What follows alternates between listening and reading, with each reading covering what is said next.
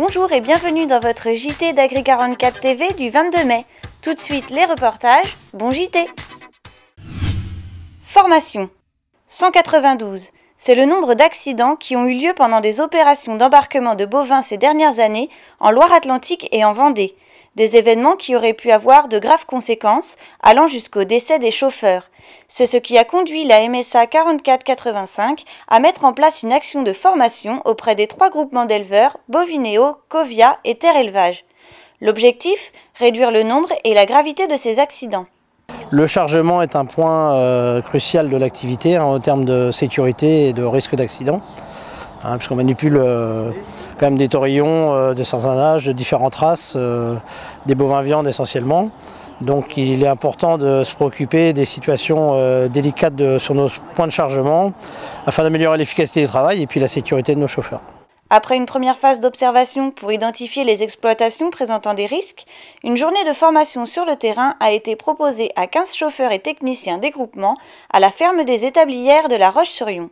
On est venu avec une équipe de 7 techniciens qui travaillent sur la Loire-Atlantique et la Vendée et qui vont être maîtres d'œuvre, on va dire, des améliorations qui seront mises en place dans les exploitations. Donc on espère, grâce à l'action, la communication, l'appui de la MSA, pouvoir sensibiliser les éleveurs qui pour l'instant n'ont rien fait et donc avec le diagnostic améliorer leurs conditions de chargement. Pour la MSA, l'objectif est de faire adhérer 60% des éleveurs à son action. On pourrait avoir aussi un éleveur qui rétorque « Oui, mais moi, ce chauffeur, c'est pas mon salarié. C'est pas à moi d'en assurer la sécurité. » Mais à un moment donné, tout le monde doit être acteur dans l'amélioration des conditions de travail, dans plus de sécurité, dans la préservation de son intégrité physique au travail. En fin de journée, une convention a été signée entre les groupements et la MSA pour soutenir financièrement les éleveurs engageant des travaux de sécurisation.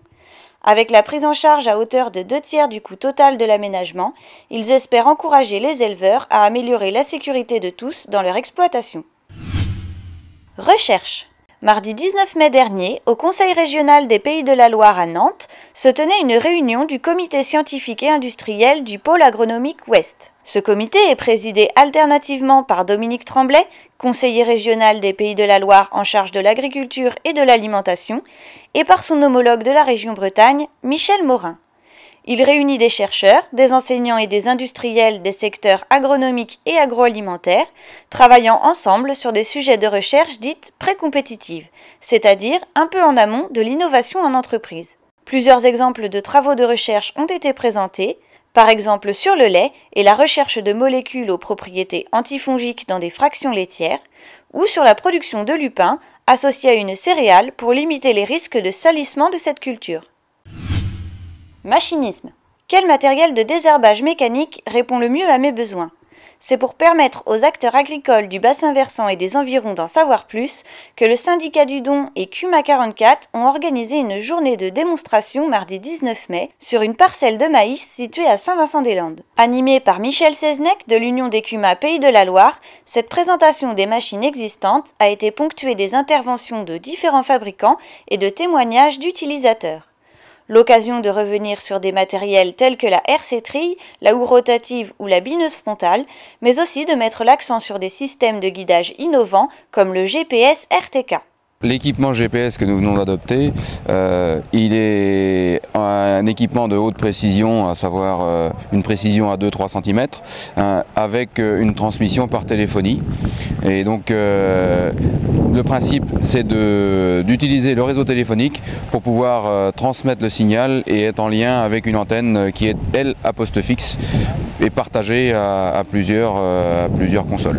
L'équipement nous permet d'avoisiner la précision centimétrique, c'est-à-dire qu'on oscille entre 1 et 3 cm, mais également de pouvoir assurer et revenir dans le temps sur les mêmes passages sans risque de dérive quel qu'il soit. D'autres matériels innovants ont été présentés, comme la bineuse autoguidée. Sa caméra envoie les images du rang de culture à un boîtier électronique qui commande un déplacement de la bineuse lorsque celle-ci s'éloigne du rang. En plus de la haute précision apportée, ces machines sont un réel atout dans l'amélioration des conditions de travail. Le premier élément est effectivement un élément de confort, hein, puisque le chauffeur n'a plus autant besoin d'être concentré sur sa ligne de semis. Ça lui confère de pouvoir passer plus de temps, de disposer plus de temps à la surveillance de son matériel. Tous les travaux ne nécessitent pas une précision centimétrique, et il existe des matériels moins onéreux. Car la haute technologie a un coût, ces équipements représentent un investissement de 15 à 25 000 €. Notez qu'un soutien aux achats matériels peut être possible via le nouveau dispositif de PCAE. Muscadet. Le Muscadet a 20 ans. L'AOC Côte de Grandlieu l'a fêté à Nantes avec 160 invités qui ont dégusté 17 millésimes différents, dont le premier date de 1996. On a fait une dégustation entre nous pour sélectionner les cuvées. Où on avait un souhait de mettre chacun un millésime 2014 qui est le dernier millésime. Et ensuite on a essayé d'avoir tous les millésimes jusqu'au 20e, mais il nous en manque 2 ou 3. Parce que historiquement les vignerons ne conservaient pas les muscadets, à part quelques-uns, et donc c'est pour ça qu'il nous manque quelques millésimes. Mais globalement on remonte jusqu'à 96. Les vignerons ont conseillé, échangé et servi avec les invités sur les différents millésimes, les récoltes et comment bien choisir les accords. La continuité du travail qui avait été accompli par les générations précédentes, je pense qu'ils étaient visionnaires, ils avaient jugé bon de créer une appellation et nous, je pense qu'on a à cœur maintenant de la faire perdurer et de la maintenir et de se reconnaître et de se faire reconnaître. À ce rythme-là, avec ces viticulteurs motivés, on a de grandes chances de se retrouver dans 10 ans pour le 30e anniversaire.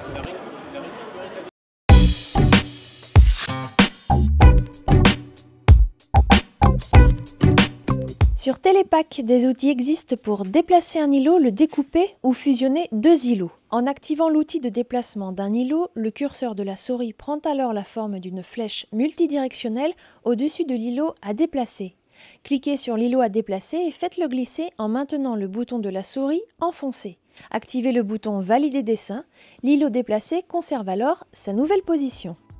L'outil de découpe d'un îlot permet de diviser un îlot en 2. Le premier point et le dernier point de la limite doivent être tous les deux situés en dehors de l'îlot. Une fois la ligne brisée dessinée, il est possible de la modifier en déplaçant les points, les ronds bleus, qui la constituent. Le dessin de la ligne de séparation découpe l'îlot initial en 2 parties, une rouge et une bleue. La surface des 2 morceaux, après prise en compte éventuelle du déplacement des points de la ligne de découpe, s'affiche dans la couleur respective des 2 parties au-dessous à droite de la zone graphique. Cliquez sur le bouton Valider dessin. Saisissez le nouveau numéro d'îlot dans la fenêtre de saisie. L'un des 2 îlots résultant de la découpe conserve le numéro initial. Puis cliquez sur Enregistrer. Si vous n'exploitez qu'une seule partie de l'îlot, il convient tout d'abord d'utiliser la fonction Découper îlot dans le menu Outils îlot pour découper l'îlot en 2 îlots distincts, puis de supprimer l'îlot correspondant à la partie de l'îlot initial que vous n'exploitez plus. L'outil de fusion d'îlot est possible si les 2 îlots possèdent au moins une arête en commun. Sélectionnez le premier îlot, puis cliquez sur la fonction Fusionner îlot. En sélectionnant le second îlot à fusionner, il se colore en bleu. Cliquez sur le bouton Valider dessin.